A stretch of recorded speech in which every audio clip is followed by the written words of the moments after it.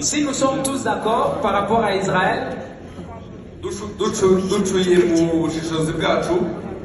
par rapport à notre discernement,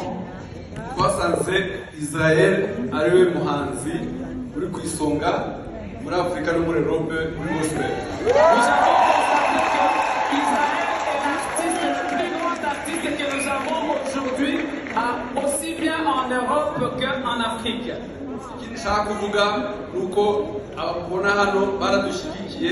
Et ce que je voudrais dire ici, c'est que les dirigeants que vous voyez ici nous ont beaucoup soutenus. Ils vont continuer à nous soutenir. Kandi bazakomeza badushyigikire. Ubwo rero natwe tuzi ibyo tuzakorera mu matora. Et nous savons